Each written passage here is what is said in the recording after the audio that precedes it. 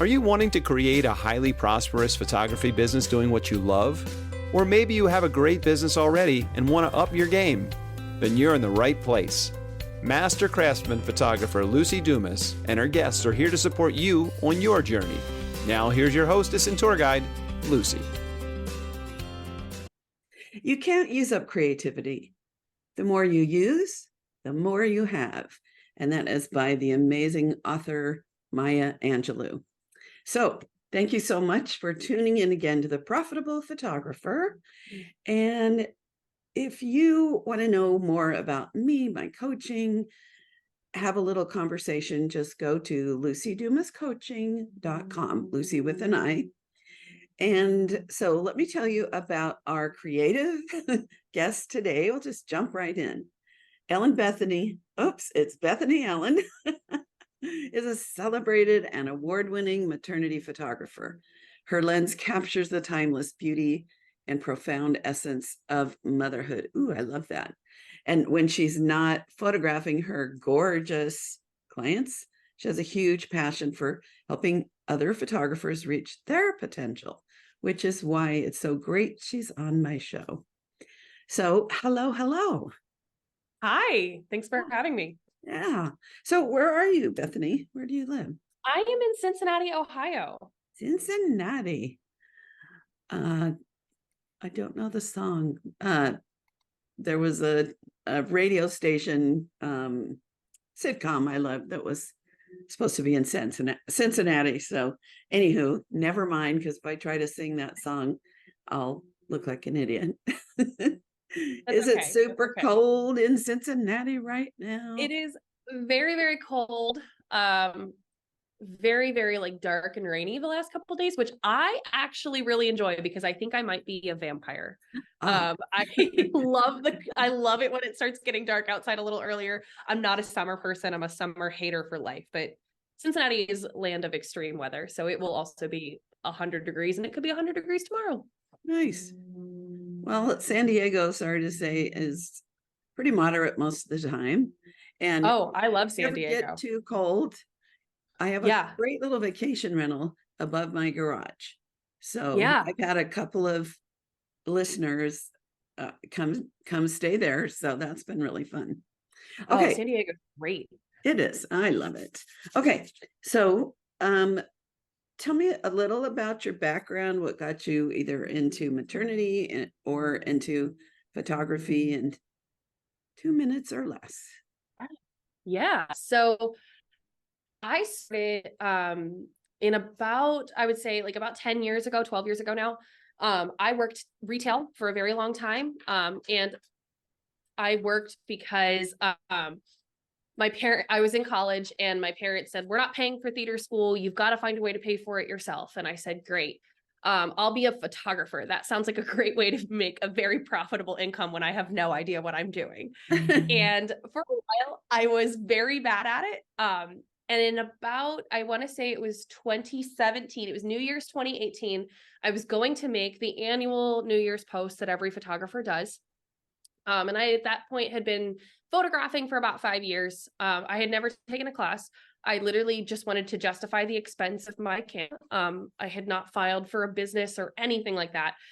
And I went to go make my 5 years in business / New Year's post. And I went to go look back at the photos and I went, wow, I hate every single one of these photos. I'm not proud of a single photo I took this year. Wow. And then I kind of started to have this spiral of, there's been no improvement in 5 years. My photos look the exact same as they did 5 years ago. I'm still doing, selective color, all the photos on a CD. I'm not even enjoying what I'm really doing. And I'm not really producing art. I'm just showing up with a camera and hoping for the best. And I decided, am I going to make that my career? Is that really what I want to do? Or do I have a desire to actually be serious about this? So I attended my first ever photography class in January of 2018. And then I won a seat at a conference and I got to go for free. I just had to get there. And that was when I first met real photographers who were running full studios. It was that kind of representation for me of I didn't know you could do this as a full-time career. Right. And that really inspired me. Who are the Oh, teachers? that was Project Obscura, sponsored by H&H Color Lab with Sal Sincata.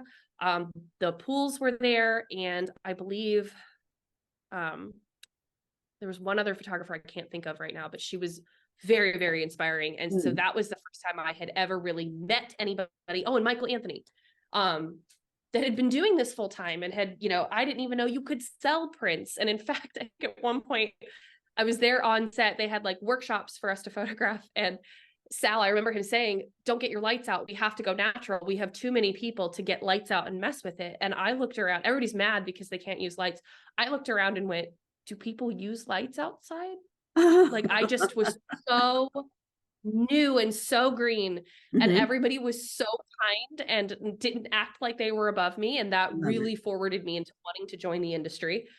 And so I just kept kind of working really hard at it and continuing to go to different conferences around the country. And slowly but surely things started to turn around, and I started to see a real potential I had, and these instructors were seeing potential in me. And now I speak at those conferences that I used to go to. And so it's been a wild 360. Yeah. So the moral of the story is get involved, join things, go to national conventions, go to state and local things. We have a week-long school in San Diego in June at a beautiful USD campus. And you can pick one photographer that you spend the week with, as well as 20 other people. And that's what, like, I'm really reminiscing about when I was where you were. And then when you went to those first things, I thought I couldn't join my local PPA group until I was successful. Not true. It's there. No. I would have took me 3 years and I was doing great. And then I joined. And even just the first, I remember it was about how to make your own things to put in front of your lens if you're cheap or something, but it was mind-blowing. And then I did a week of the West Coast School with Joyce Wilson. You might not have heard of her, but she's been around forever. And I strode in there actually thinking I was pretty good. And then I got around 100 other photographers and I was like, oh, Lucy, isn't it a lot to learn. I would say, isn't it like a fun roller coaster too? Because my ego was so bruised. But either your ego gets so bruised, or you really see like what kind of potential you have just by being around. And like, that's kind of the high you kind of chase. And success is so loosely defined, I would say, because what you might not deem as successful, somebody else is wishing and praying for. Absolutely. So why wait? Why stop now? Get involved as soon as you can. Yeah. And she had us partner up with people and do start to finish consultation, plan the wardrobe, plan the location. And I got my first merit on the image from that class of Donna Reinbold, who also has been a teacher and a mentor to a lot of people. So so the moral of that story is get involved, go to stuff. Yes, go to stuff. Get out of your house and go to stuff. Out of the chair, out of the house, off Zoom. Because it's also, I'm sure you've had this experience where you've had like huge revelations or inspiration from someone you were talking to in the hall or over lunch, not just the teachers. In fact, one of the first ever times I photographed maternity, well, not photographed maternity, my first ever session was a maternity session. And I was so bored out of my mind when I went and did it. It was like in 2012. I was like, well, that's stupid. I don't ever want to do that again. My clients, and let me be clear, like the photos that I hated, never my clients' fault. My clients were stunning. I wasn't doing anything to make the session exciting. And I remember doing a maternity session, and we are child-free by choice. And I was like, well, I'm not planning on having kids. Maternity doesn't even make sense for me. I don't need to be a part of it. And I went to this class at Shutterfest, one of the conferences that I went to, and Karen Bagley was speaking, who is now my mentor. And she said, how many of you hate photographing maternity? And both of my hands shot up as fast as they could. Like, I was just like, man, I hate it. I don't know why I'm here. I had nothing else to take. And she said, why? And I said, because it's boring. And she said, then you're photographing it boring. You're the art director on set. That's your fault. And I don't think anybody had ever talked to me that like brutally. And I needed it so bad. And I was like, holy crap, you're right. And because that was the first ever workshop that, you take an image, and we've all had this experience as photographers. You take that image and you go, when you look at the back of the camera, because you didn't even realize you could take something so impactful. And that was the first time I had ever had it. And I was hooked from then on. And I was like, this is where it's at. And that's how I built my empire, was something I totally assumed I was too good for, or that was going to be boring, just because I showed up. Wow. Wow. So, thank you for sharing that. And kind of a similar, so 5 years, 6 years, is that, if I do my math, time goes so fast. I think technically it's like, this will be my 11th year photographing. It's my 5th year really actually applying myself at it. Yeah. Or 6th year. Yeah. And look what can happen. So Bethany shared with me that she's had just a fabulous fall and is rocking and rolling, that her office is full of boxes. And so she didn't set up her computer there. And I'm like, tons of boxes means you're getting work. Yes. So are there a couple of, I know you said you're consistent with your marketing and everything you're doing. Are there a couple of main things that you're doing day after day, week after week, year after year, that are like the heart of how you're getting all these great clients? Yeah. So I would say the first thing that really jumped out to me, kind of as you were saying that, and I was reflecting, I was talking with a student the other night, and I just put out this huge digital guide on for my students, and it comes in a print form too. And he was talking about how excited he was to get it. And he was saying, I really want to put on more styled sessions, because when I didn't have clients and when I wanted to be more serious about photography, I knew that it was on me to find a model and to do something. I could sit around and wait for a client to come, or I could set up some creative styled sessions of my own, and I could set up the maternity session that I wanted to have. Right. And so that was something I just kind of built my first 2 years on, was if I had no clients, that meant it was time for me to go find a model and me to set up something creatively. And I think over the course of 2 to 3 years, we probably put on 30 to 50, like very full-blown production styled sessions. And I, sourced models in different places, and I had to be, discreet about it, because I didn't want, to just constantly be putting out model calls. But I really had to work very hard to build the images that I wanted to see in my portfolio. And, he was expressing kind of his nervousness about wanting to do the same thing and put on a styled session a month next year. And that's kind of his goal. And he said, I'm just really frustrated. I want clients too. And I said, you're about to receive an entire 60-page book featuring images of when nobody ever wanted to pay me for anything. It's about having the consistency, the commitment, the passion, and truly just the faith, trust, and pixie dust that if you build it, they will come. But it does take quite a bit of labor of love for you to get there. So that is really what's happened now, that we're having these really great months, but it isn't because we didn't have bad months. We just had to create those amazing artistic sessions for ourselves. Okay. So my question was a little more ground level. But this, I like that we're at Eagle's View first. Do those 30 sessions that are styled sessions that are not clients lead to any income, or is it the in a roundabout way? Yes. Pardon? I would say in a roundabout way. So it wasn't like I would book, my first styled session, and then I would have 5 clients call and say, I want to do that exact same thing. Right.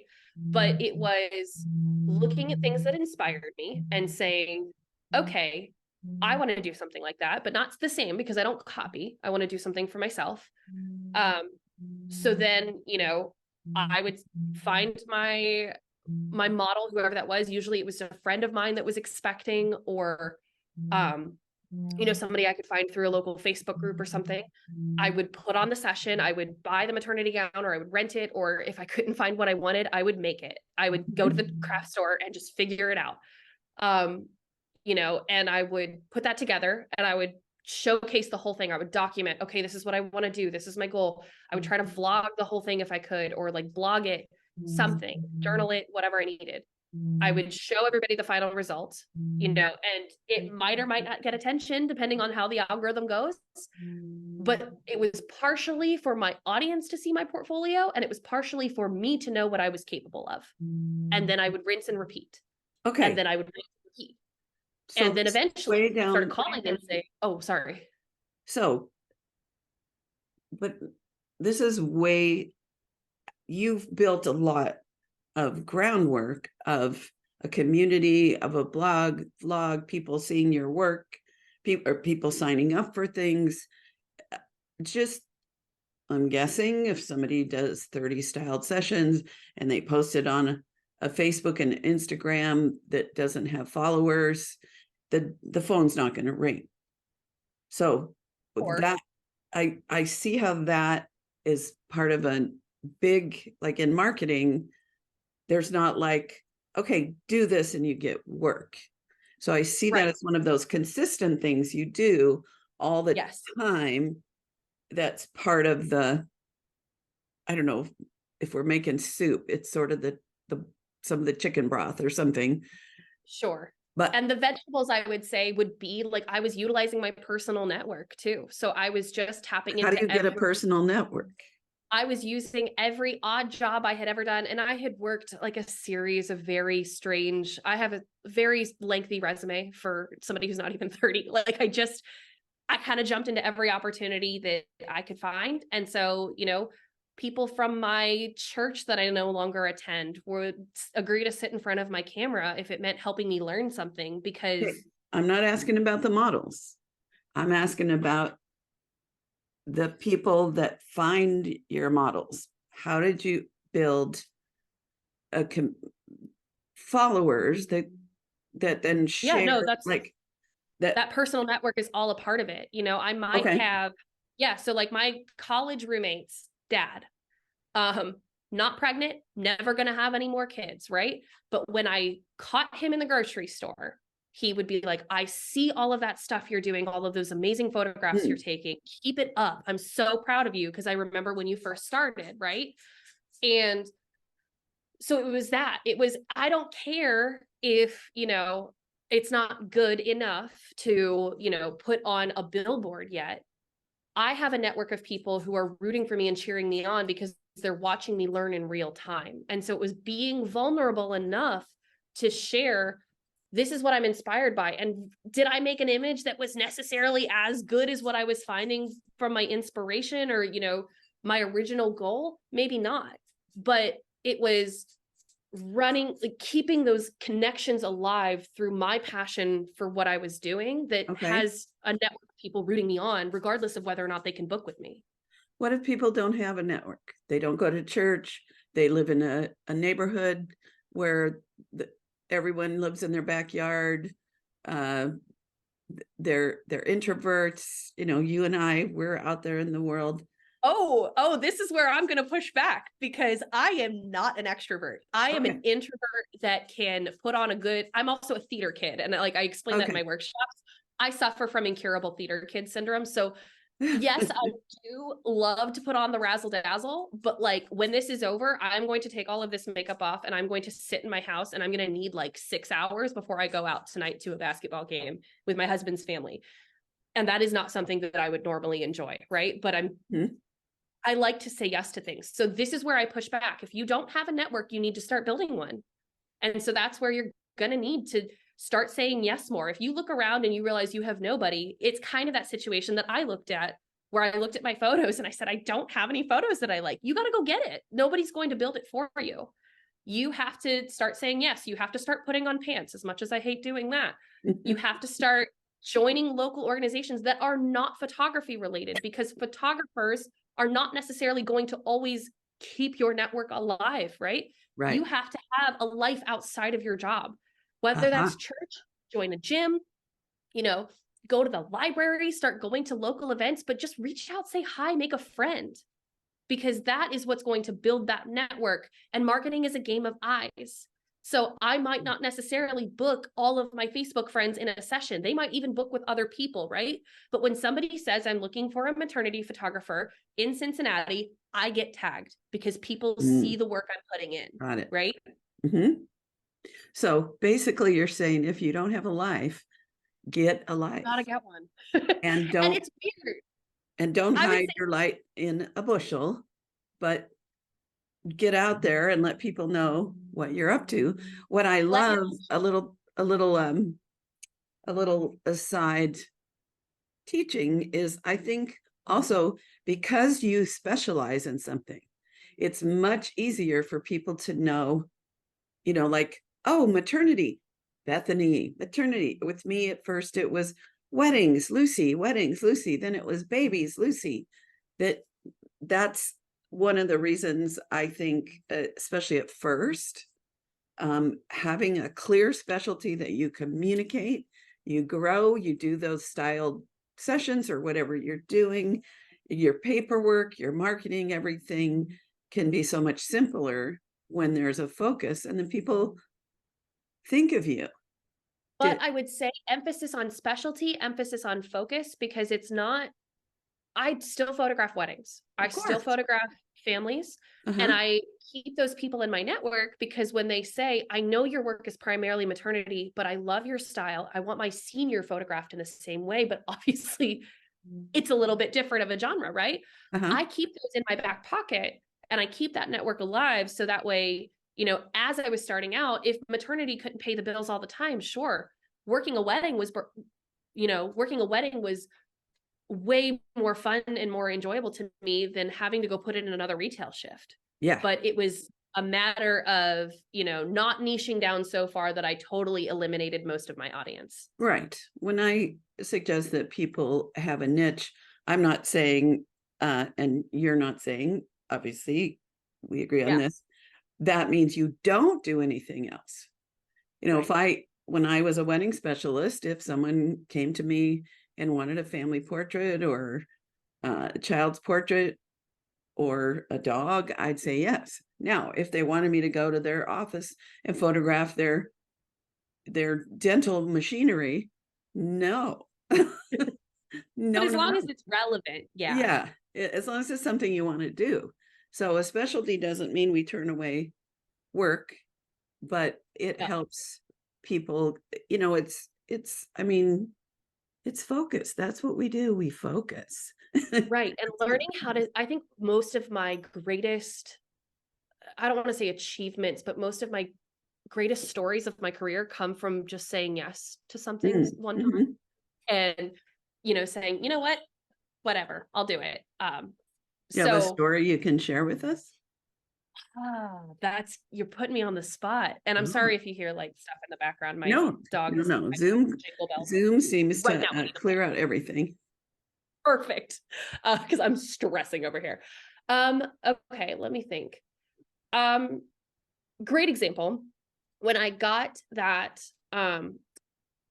invitation to Project Obscura, like I said, I didn't know anything. I didn't know what I was going to do. I just knew that I could say yes and cash out all my credit card points and go to Las Vegas on a hope and a dream. And if it sucked, then whatever, I got to go to Vegas. That was the start of it. And there I sat next to some folks who I met that were very connected in that community. And I remember saying, like, I'm clueless. I have no idea what I'm doing. And one of them patted my hand and she said, come on, young Padawan, it's okay. We'll teach you the ropes. Right. And so having that connection in there led me to learning how to become a profitable photographer. And now she's the one I check in with my badge when I speak at Shutterfest. She's right there. And it was, saying, whatever, what the heck? I've never been to Vegas. I only have one lens and one camera, but why not? Let's just go. Mhm. Or I've had several weddings where, I've kind of said, I don't want to do any more weddings. I just want to focus on maternity. Right. And then somebody will call and say, could you photograph this wedding? It's on an active airplane runway. And we're going to get married on a farm that has a private airplane runway. You know what? What the heck? Right. Yeah, And then yeah. I had a client call, and it was just because and this is another one, is like photographers being afraid to be on the phone ever. Mhm. And they'll say, no, I have to send an email. I need that clear documentation of what was said. And I go, answer the phone. And I answered the phone, and there was a woman on the other end who said, oh, thank God, nobody has answered my calls back. Nobody will answer when I call, and nobody responds. And I think it's because I have a thick accent. And, I hated that for her. But she said, I have booked this place called Laurel Court to photograph my maternity session in, and I want somebody to do it. I would love it for it to be you, but obviously it's based on availability. Well, Laurel Court is a wedding venue around here that has a room made of 24 karat solid gold. And I had been trying to get into that place for years as a Wow. photographer, but I could never get the person to call me. Like, the schedules never aligned, right? Mhm. She gave me the owner's number. I go there regularly now. 1 week we couldn't reschedule because Robert De Niro was filming the week after mine. So, and like, I have that connection now because I said yes to something that nobody else was willing to. Yeah. Wow. Those are good stories. So thank you for all of this. I love your energy, and I hope that I'm making sense. you're making total sense. Great. So one of your superpowers, or one of the things you love to teach, is about exploring your creative passion. So that is something that I'm interested in right now, because for some reason, and I think because so much of my creativity is going into podcasting and my coaching of others, my passion for photography is kind of in the neutral zone. And, I'm like an artist. Yes, I love to get my new iPhone and go for a walk and photograph things, but I really need some creative, like a kick in the tushy. So I was like, I'm going to ask her about how you jumpstart your creativity, because selfishly, I can use some ideas. There are a couple strategies, and I would say that one, all of it is going to involve having grace with yourself. And I think that was the biggest thing I had to learn. I'm an oldest daughter. My parents have always pushed me very hard. And I think now they're realizing as an adult, like maybe it was a bit too hard, because Bethany's a little competitive.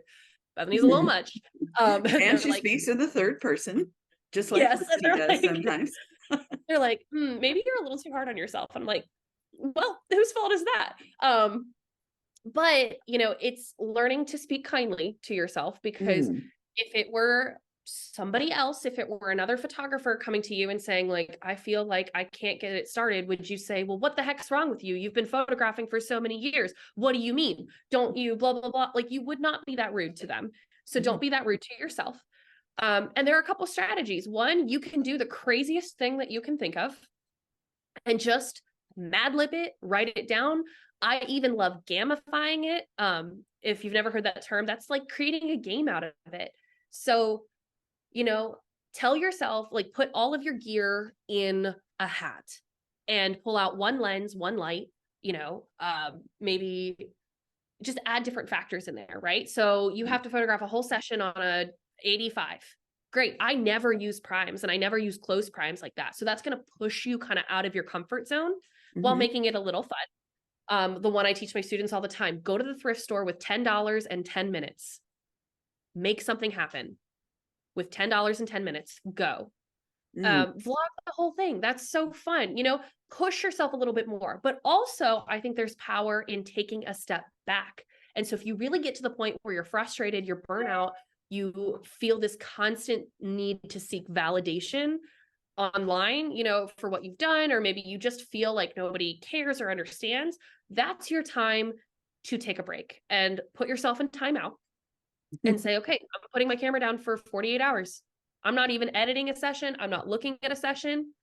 And I tell people this all the time. We work in photography. We are a luxury service. COVID taught us we are not, as much as we'd like to be, for the most part, we are non-essential, right? Nobody is going to die if you don't give their photos back to them in the time you promised. Tell them you need a couple days, you know, and put yourself in timeout, because that's a sign that your body needs rest. And you can't, you know, you can't heavy lift every single day for the rest of your life. You're going to get injured. You're going to get burnt out. You have to rest your body, same way with your mind. Or what you've done, pick up a new medium, podcasting, writing, fluid art, you know, be an artist in some other way. You are allowed to have a hobby. And at one point, photography probably was a hobby, and it's no longer a hobby. And we have to keep that distinction. Yep. So I love the first thing that you said. I want to review these a little bit, and maybe you have more, but having the grace for ourselves. There's a point where, you know, I'll just be thinking, Lucy, you're not doing photography. What the heck? You're not doing anything of value. And then the other part of me says, hold on, girly. Podcasting is creative. Yes. There are people in 97 countries listening to your show. You are contributing. So that's speaking kindly to myself. And also trusting that where I'm supposed to be is where I am.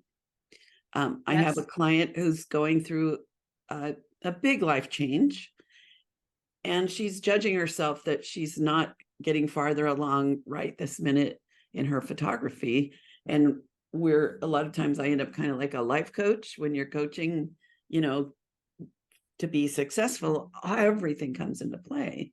And I'm encouraging her to realize right now her job is to ride this storm. She's on a ship. There's all these things, and get herself to calm waters and safe. And then it'll come back to her. We know it will. So I love that. Your number 2 was think of something crazy and do it. Make a game of it. I did that in my last day in Paris when I was with my sister. As I said, I am going out for an hour, and I'm putting on my black and white Henri Cartier-Bresson brain. Do you know who he is? I don't. I'm sorry. He's my favorite artist. You've seen pictures of his, and they're all black and white, and he's French. And so I walked around the streets of Paris looking for these candid moments that he calls the incisive moment, where everything falls into place at that moment. And if you were a little late or a little early, you missed it. Right. So I have done that. Thrift store. So $10 in 10 minutes to what? Buy something and then use that in a photograph? Yep. Okay. Nothing will push you like a deadline, but nothing will push you like an impossible deadline, right? Yeah. So I was on a reality show called the Creator Series, where we had, 10 minutes to get a shot and 30 minutes to edit. And then we had to stand in front of a panel of judges and have everybody critique your work. Somebody went home. It was like very dramatic, right? And, we get there and they tell us you have 10 minutes to do your session. And all you want to do is panic, right? Mm-hmm. All you want to do is get in your head and think about how 10 minutes isn't enough. So much so that you waste there's the jingle bells. You waste your 8 minutes thinking about how rushed you are and 2 minutes actually shooting. Uh-huh. And by the end of that week, and when we wrapped filming, I was like, holy crap, you don't need 30 minutes. I don't need an hour on a session anymore. Because when you stop getting in your head about how little time you have and start just letting yourself do whatever and seeing where it goes, you can create some amazing stuff. But we spend so much time over analyzing. Is this going to be the best thing I've ever done? Right. Oh my gosh, is this going to be an amazing merit worthy image? Who cares? Yeah. Give yourself 10 minutes, run around that thrift store like a crazy person, grab a yellow dress and purple shoes and see what you can make, And we've done that. I did that. I've done it with friends too, where I've done $10 in 10 minutes, but I'm buying his outfit and he's buying my outfit and we have the same model, right? Then it's even more fun. Am I going to create sabotage? Am I going to give him something amazing? And is he going to give me something? I don't know. So being able to have that in my back pocket and create a community with a challenge. Now I have 3 people that I'm hanging out with, my model, my opponent, quote unquote, and me, rather than just me by myself. Yeah. So what I hear in that also, that I would add to our list, and it's probably on your list too, is do things with other people. Oh yeah.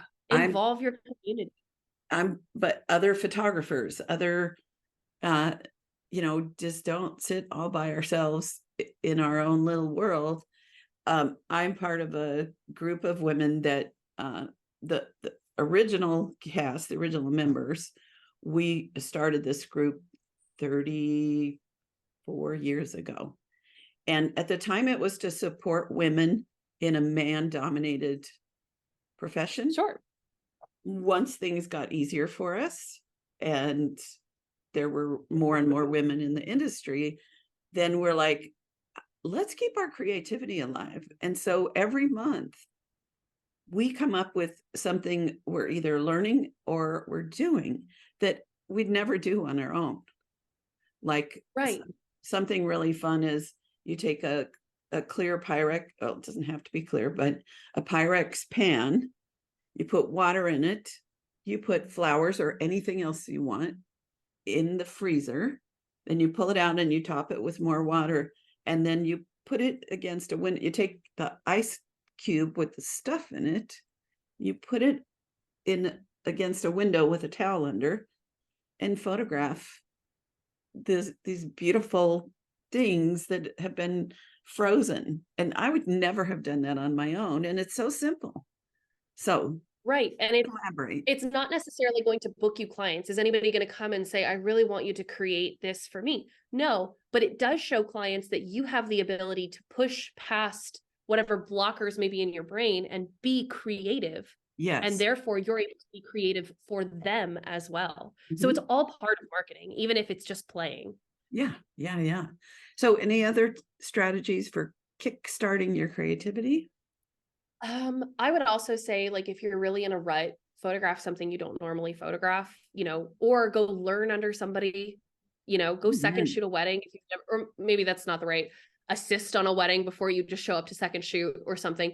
Or if you haven't done weddings in a bit, go second shoot and see how you like it. Maybe you do it. Maybe that's your body or your mind's natural way of saying, I need a new challenge, whatever it could be. Right. And, I think that so many people get addicted to a workshop or, and not that they're necessarily bad. I just don't want people trying to go to workshops to find purpose. I would rather them find their purpose within themselves. And so whether that means taking a couple days off, meditate, do something for you. And I think that the creativity follows. So I don't understand the part about don't go to workshops to find your Not don't go to workshops, I guess. Yeah.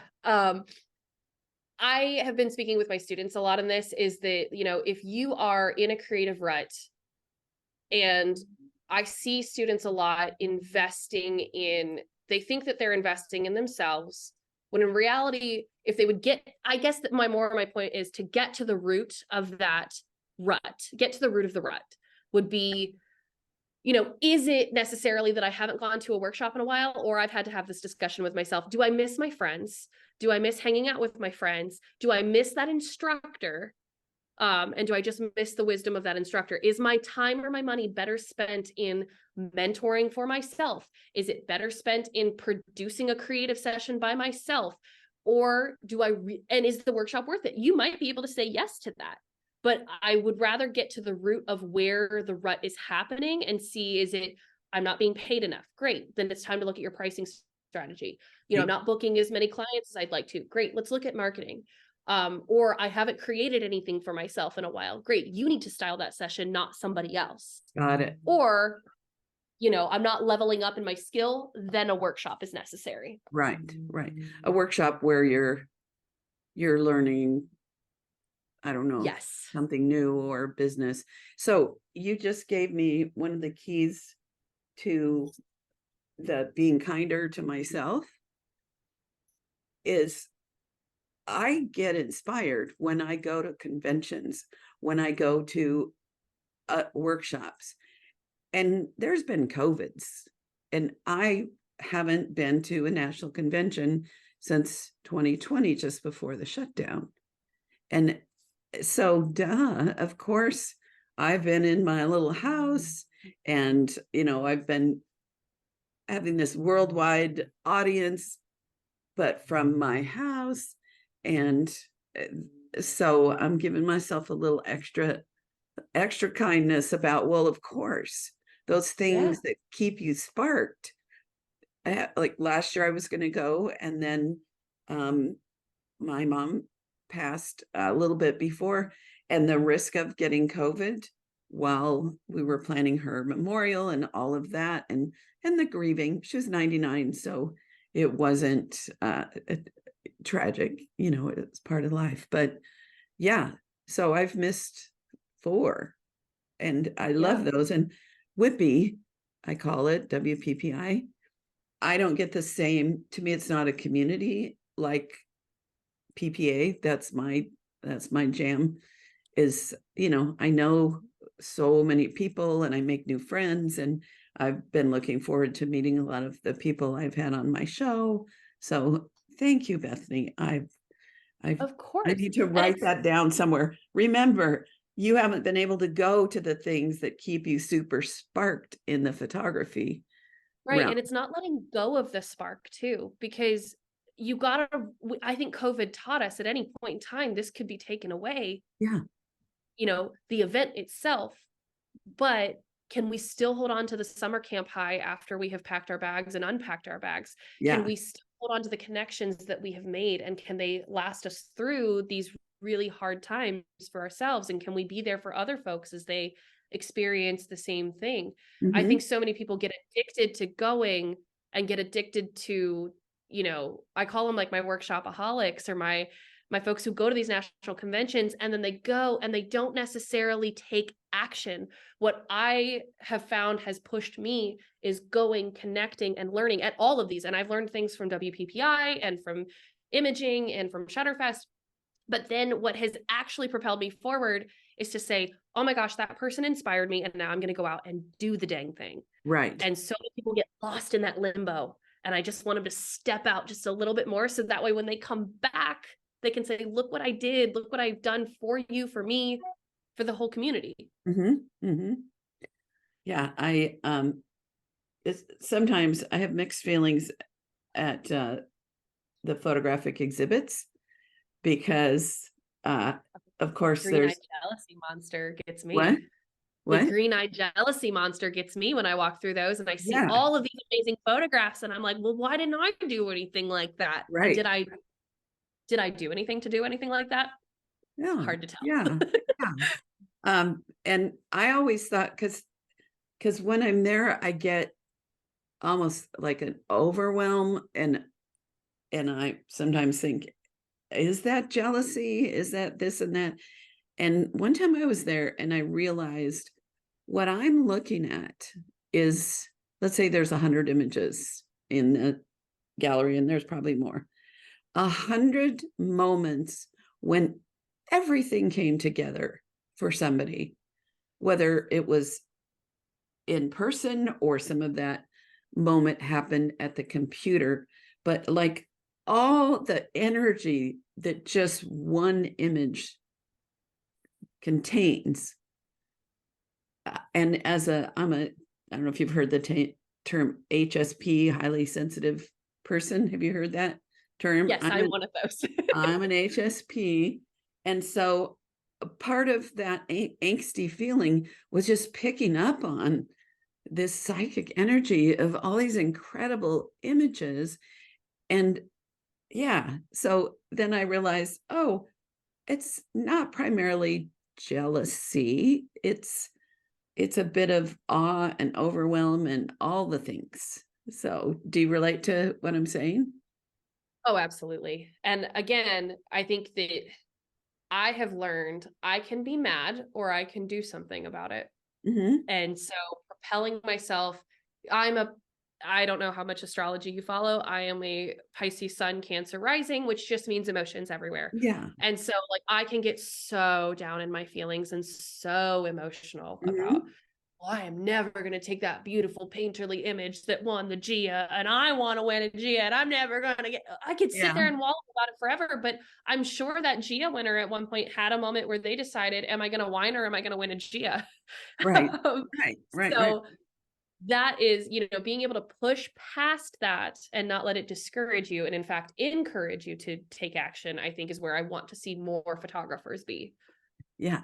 Get out there and do it. Do it. Do you Do know it. about the guy that tied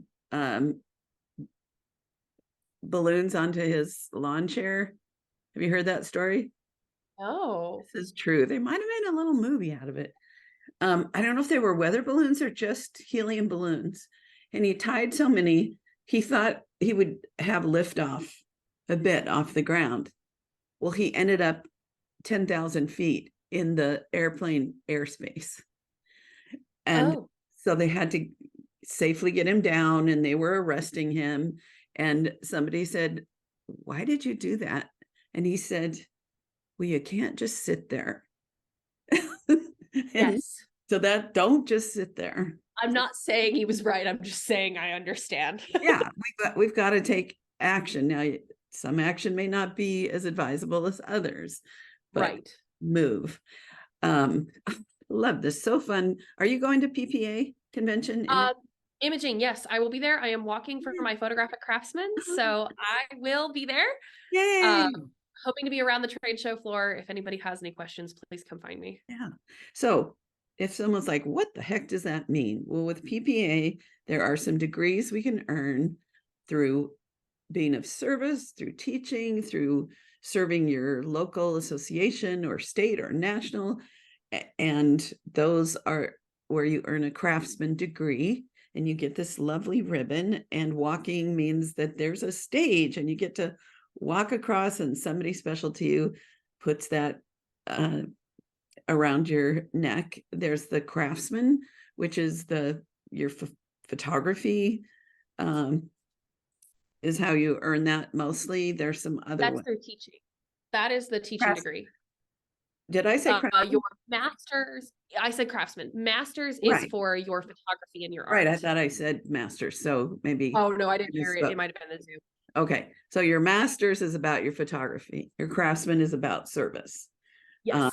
So what I find or found when I was earning my master's and my craftsman is it was a way that motivated my creativity too. Both of Yes. them. Because like when I sat down and figured out what can I teach on, which was children, that's something I know more about than the average photographer. And I put together an original program. That was a creative process. And it also helped me understand and be a better photographer because those tips that I put out there were tips that then I remembered to do every time. So that's another way to spark your creativity is to teach something, is to say yes and teach it and get out there and support others. Absolutely. Yeah. Not So only has it been like watching me take my image that made me go, right, but it's watching other people get that moment. Oh my God, it's the greatest thing in the whole world. Yeah. I wanted to, we mentioned the HSP, highly sensitive person, and just in case somebody is like, huh, what is that? There's a really great movie. Have you seen the movie Bethany Sensitive with Alanis Morissette? I need to tell you, if there's a movie to see, I have not seen it. It's like a running joke in my family. They're Okay. all This isn't like irritated a with me all the time. movie. This isn't like a bestseller movie. This is something, I think it's on Prime and it's just called Sensitive. And it's basically about highly sensitive individuals and what that means. And Alanis Morissette, is an HSP. And it helped me understand we can show up like we're neurodivergent, but it's really about 15% of us in the world. It's like we have extra nerve endings, that we're sensitive to things. And probably in the photography and artist world, that average is way higher. So if someone's like, Mm. Lucy, what is that about? There's also books called The Highly Sensitive Person. And the highly sensitive person in love is really powerful. So anywho, I've never talked about this before. Maybe I'll do a podcast episode on this, but I just wanted to give you, darling listener, if your ears perked up on that, I wanted to give you some resources. So you have to meet with clients very soon and make a big pile of money. So I'm going to ask you my last question.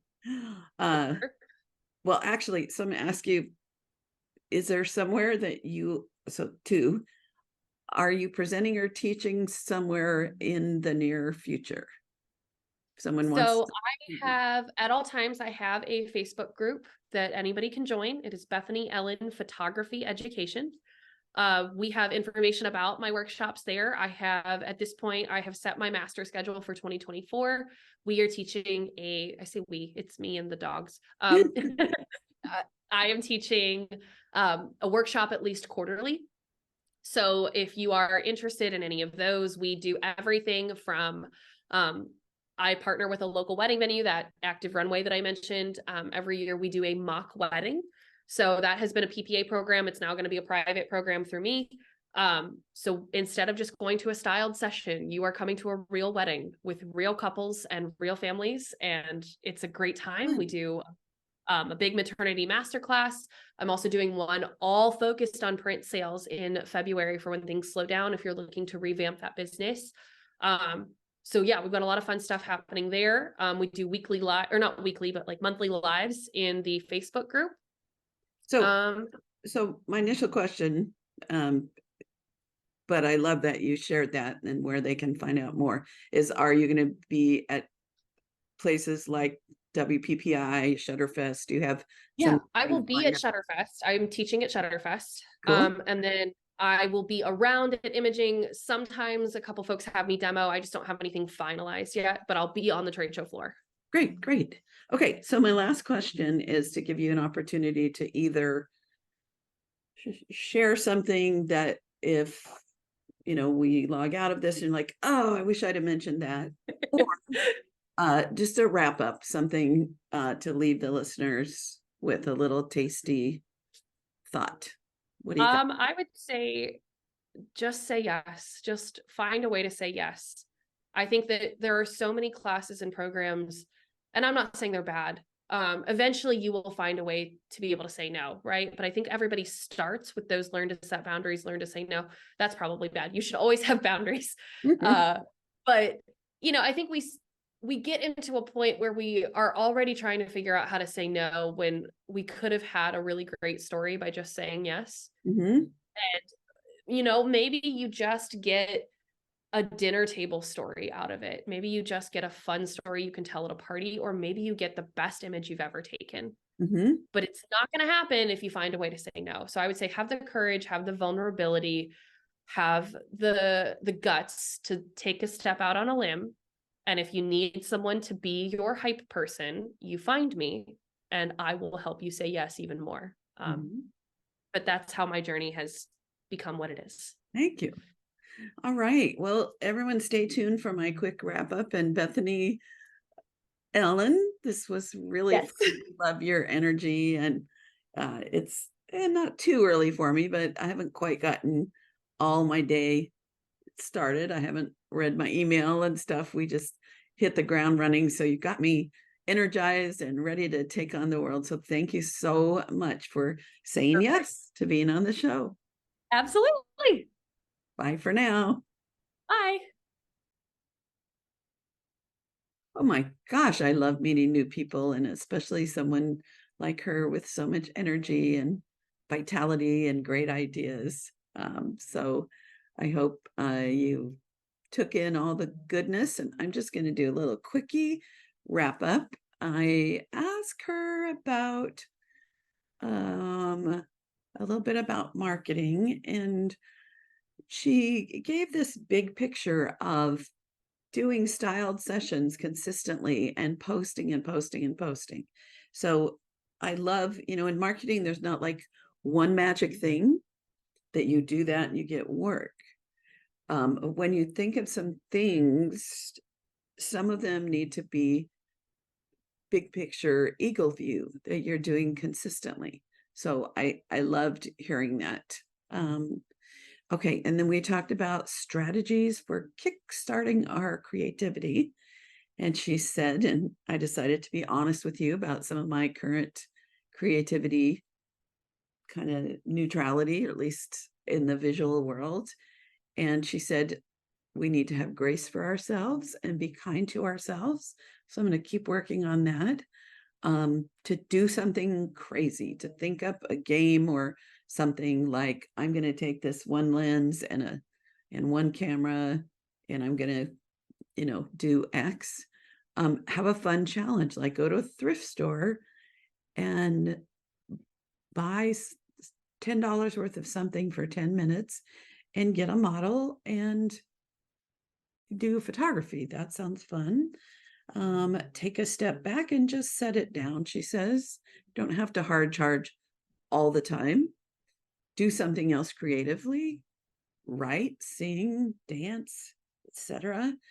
I added collaborate with others, have some projects where you get other photographers together and do some fun creative things. Go learn from somebody else, assist other people. So like when I was assisting my cousin's wedding just for fun, assisting the photographer, it was so great because I had no responsibilities. And so I was able to take pictures of whatever I wanted to without any pressure. And it didn't interfere with his work. And also go to events, go to things that will inspire us. And then her parting thought was, say yes. When you have opportunities, or I would throw in ideas, say yes. And so if you'd like to say yes to connecting with me as a potential coach, just go to lucydumascoaching.com. I am offering right now a small number of free Create the Business of Your Dreams sessions. So if you want to, check that out, give me a holler, even send me an email, ask about it, or set up the 20-minute call. I would love to connect with you. And that's it for now. And we'll see you next time. Bye. You have been listening to The Highly Profitable Photographer with Lucy Dumas. If you've enjoyed this podcast, please rate, subscribe, review, and share.